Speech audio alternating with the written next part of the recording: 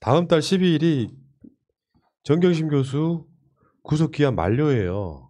근데 추가 구속영장 발부를 지금 검찰이 하려고 하는 거 아닙니까?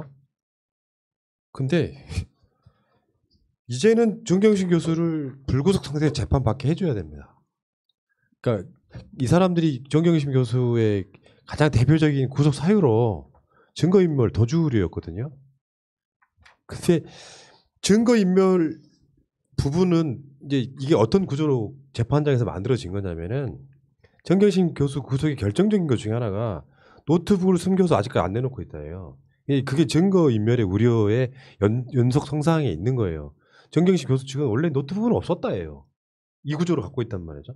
근데 그 상황에서 증거인멸의 우려라고 하는 건 일단 논리적으로 말이 안 됐던 건 뭐냐면 그 80군데 이상을 압색하고도 증거를 다 못 찾았다면 그건 검찰의 기술적인 부분이 그러니까 대부분이 압색 쇼였다는 일종의 증빙 같은 거거든요. 맞아. 그리고 지금 그 겨울을 지나고 지금 다시 이제 여름이 다 돼가는 시점인데도 불구하고 이 정도 사안으로 또 구속시켜야 된다고 말하는 검찰.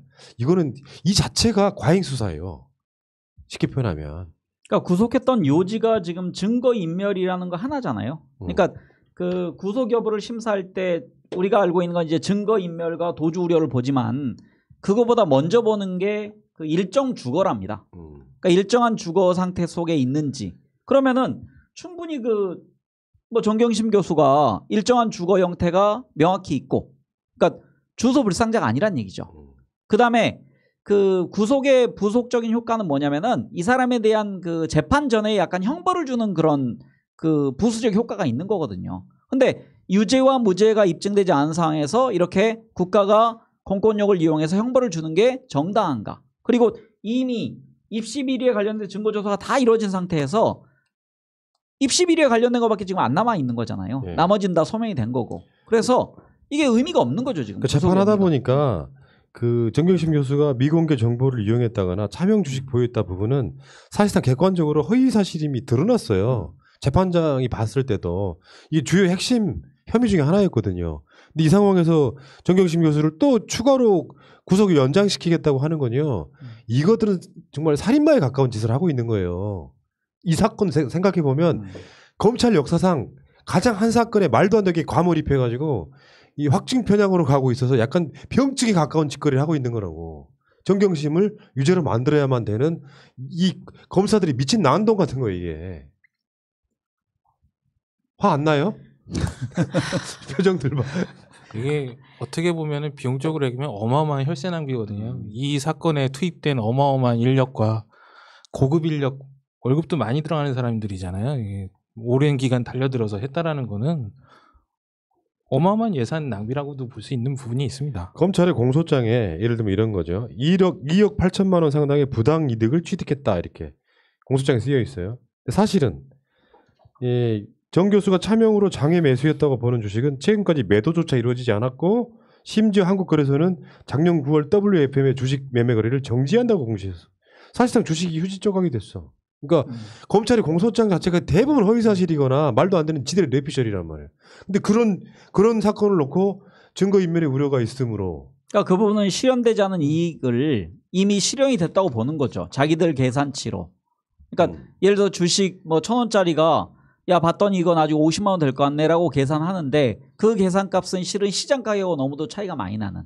시장에서는 이미 그 투자로 실패가 입증된 그런 부분에 대해서 과다 계산해서 야 너 알고 봤더니 몇십억 차익을 받네라고 지금 거짓으로 가짜로 상상 속에서 지금 그 영장을 청구한 겁니다. 저 큰 틀에서 한번 제가 정리를 해드릴게요. 법원에서 유죄가 확정되지 않는 한 이 사람은 그냥 피의자일 뿐이에요. 그렇죠. 간단히 말하면 재판장에 가면 피고인이 되는 건데 그러니까 구속이라고 하는 것은 도망갈 이유가 사실 없고 증거인멸의 우려가 없다면 이 사람이 유죄 확정 받기까지는 불구속으로 재판받게 하자가 법의 취지입니다. 그렇죠. 근데 지금 재판을 해보니 사실상 정경심 교수는 무죄에 가까운 상황이었단 말이에요. 그러니까 얘네들이 무슨 노래방 코인을 연장하는 것도 아니고 6개월씩 계속 연장하고 있는 거 아닙니까? 나는 지금 정경심 교수 구속되던 날을 잊을 수가 없다고 내 입장에서는. 불구속 시켜라고 하는 집회에 사회를 내가 받고 구속되는 순간에 내가 사회를 받기 때문에 난 지금도 그때까지 아파요 벌써. 이런 상황에서 이게 야금야금 연장을 시켜가지고 또 5월 달에 연장시키겠다고 하는 이 꼬라지를 보고 있으니까 참기가 좀 힘든 거예요. 지금 법원에서 예를 들어서 우리가 몰랐던 정경심 교수나 조국 장관의 가족에 말도 안 되는 죄가 나왔으면 모를까. 재판을 10번씩이나 했음에도 불구하고 나온 게 없어요. 사실상 이 검찰이 재판장 내에서 지들 뇌피셜로 막 우기다가 망신당하고 이게 대부분이란 말이야. 증인들도 나오면 오전 다르고 오후가 달라가지고 망신사기 일수고 이런 상황 되면 불구속 재판을 받게 만들어줘야죠. 대한민국 역사상 가장 압수수색 많이 한 건이 겨우 이 정도잖아요. 그런데 그냥 진짜 그냥 일반 국민의 시선에서는 지금 제기되고 있는 윤석열 총장 가족에 의한 의혹은 이것보다 훨씬 더 크기 때문에 국민들이 분노하는 겁니다.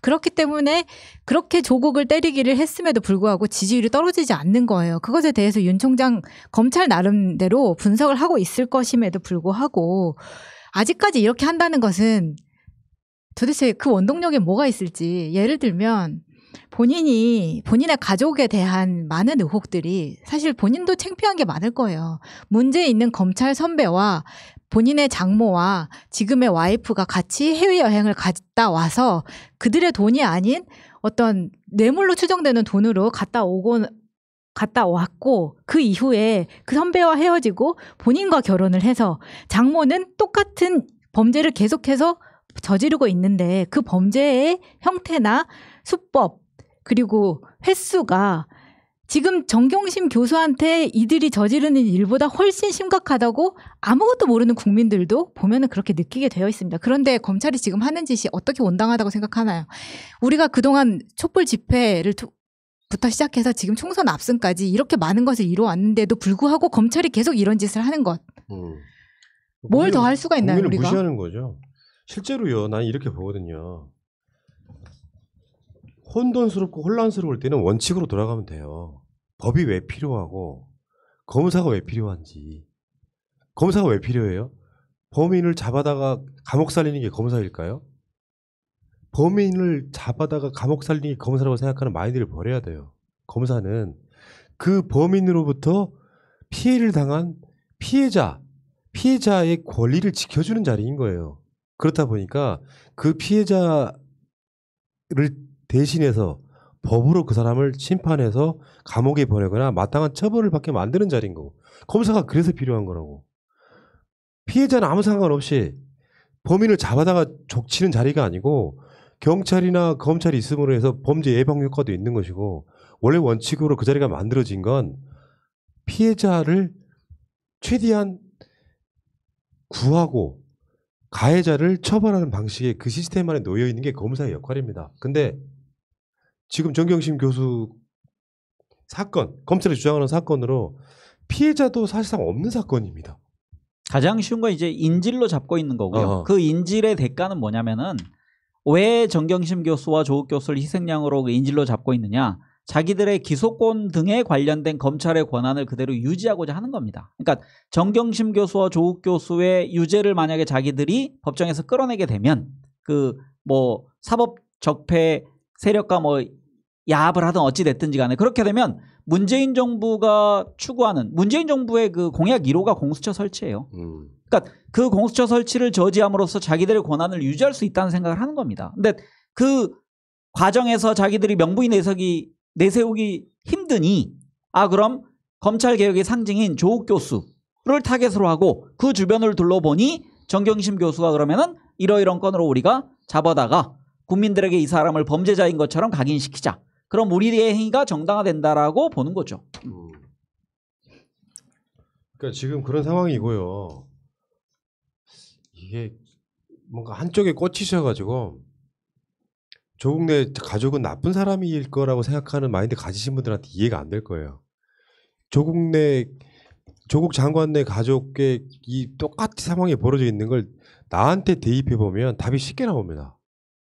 그러니까 조국 장관 내는 입시비리 저질러가지고 딸을 이상하게 대학교 보냈네, 뭐 의전원에 보냈네 할 수도 있지만 이걸 비난할 수 있는 사람은 대한민국 사회에 몇 명이 없다고요. 불가능하다고. 현실 구조가. 그러니까 지금 이 정경심 교수 재판의 가장 큰 얼개는 주요 혐의는 거의 대부분 이미 벗겨진 약간 코미디 같은 상태가 돼버렸고 나머지 그렇다 보니까 또 여죄를 찾아내는 거야.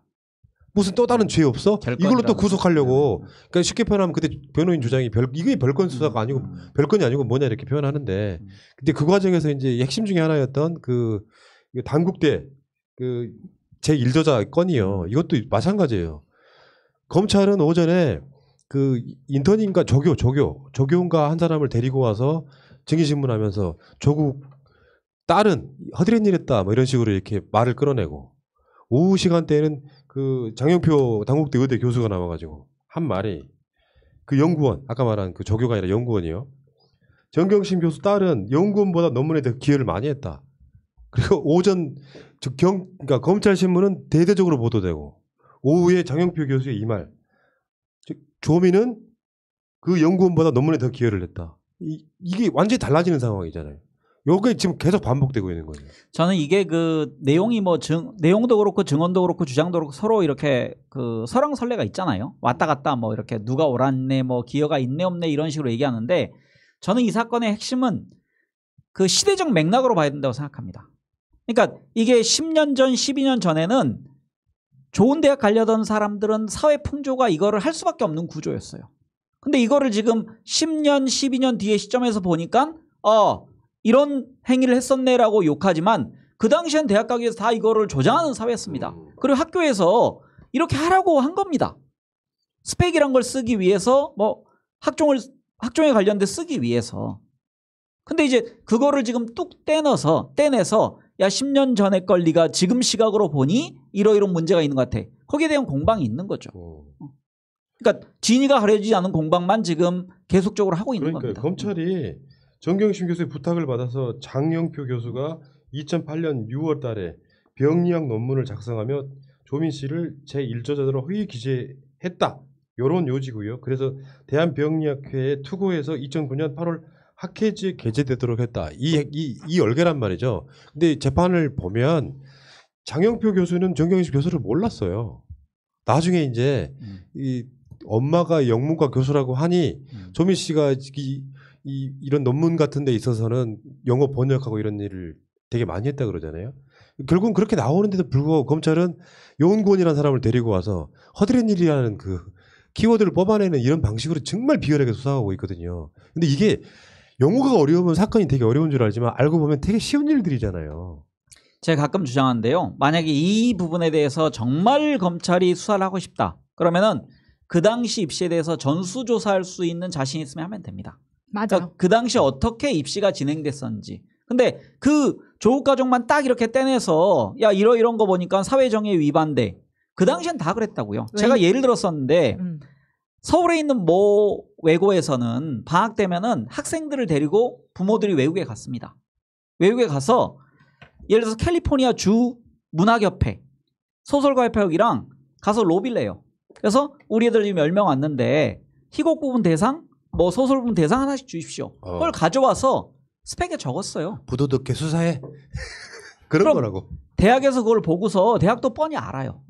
아 이거 가서 그냥 로비에서 받아온 거구나. 하지만 대학은 왜 그걸 또 받아들이냐면은 야 이 정도 능력 되는 부모가 있으면 우리 대학에 들어오면 어차피 같은 값이면 얘네가 우리 나중에 학교 발전에 유리해.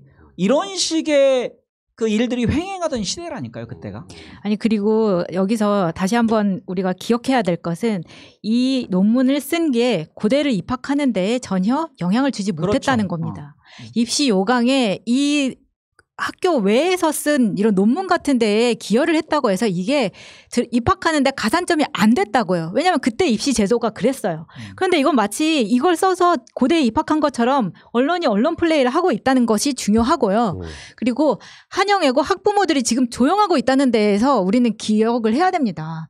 만약에 조민만 이런 식으로 같은 학교 뭐 다른 반 친구 엄마 아빠들이 품앗이를 해서 이렇게 조민만 혜택을 받았다? 이건 일단 말이 안 되는 거고요. 만약에 이렇게 한영애고처럼 사교육에 열광하는 데에서 조민만 이런 혜택을 받았다면 지금쯤 학부모들이 조용히 있을 리가 없죠. 지금 그 장영표 교수 같은 경우는 좀 되게 약간 빡이 찬 모양이더라고요.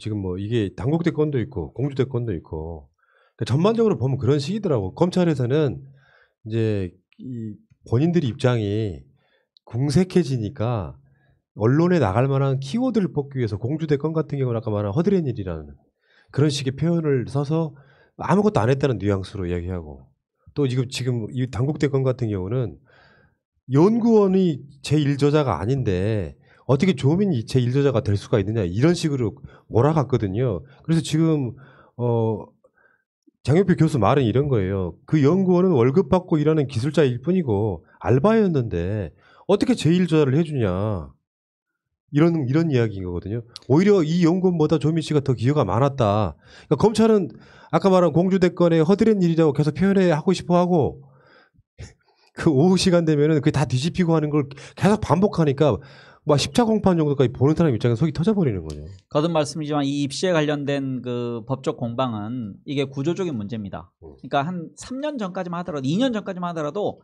강남 지역에서 소 논문을 작성하지 않은 학생들 없어요. 그러니까 학원 가면 강사들이 팀을 모읍니다. 소 논문을 작성해요. 소 논문 하나 없이 대학 가는 건 불가능한 현실이었습니다. 그게 2, 3년 전까지. 거기에 대해서 우리 민주당 정부도 잘 인지를 못했었어요. 그래서 최근에 입시에 대한 개혁을 하고자 하기 위해서 소논문 제출 없앤 겁니다. 각종 경시대 없앤 겁니다. 하지만 이 시대는 경시대가 횡행하던 시대입니다. 그리고 이런 그 예를 들어서 프로젝트, 논문, 스펙 이게 최고 가치로 여겨지는 시대예요. 그러니까 그 시대에 그러면은 그 외고, 특히 한영 외고라는 환경 속에서 학생들이 입시에 그 목전에 있는 학생들이 이걸 안 했을까? 다 했다는 얘기입니다. 그러니까요. 이명박근혜 때는요. 자신들 모가지 날아갈까봐 정권에 허드렛 일을 했던 놈들이에요.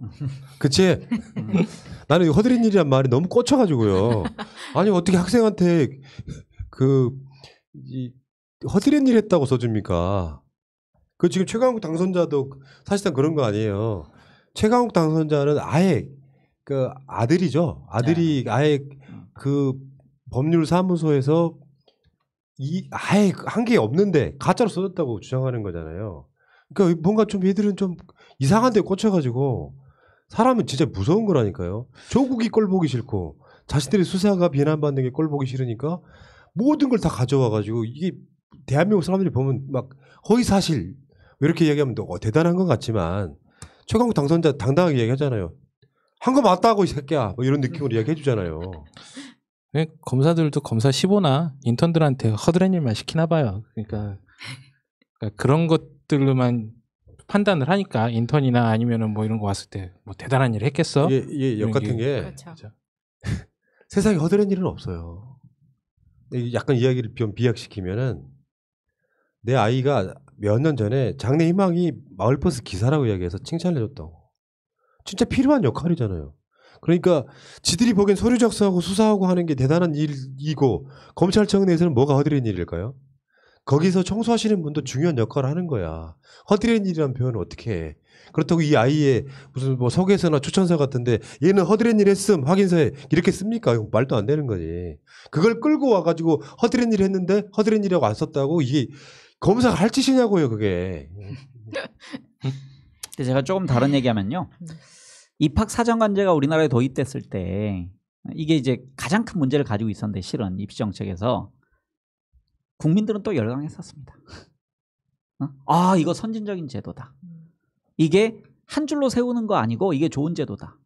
그러면서 지금은 또 이제 그때 저는 이명박이 가져온 제도라서 맹렬히 반대했었지만 사람들은 이렇게 그때는 또 그 본질을 모르기 때문에 열광했었어요. 그 안에 어떤 제도가 100% 옳고 100% 나쁜 거 없습니다.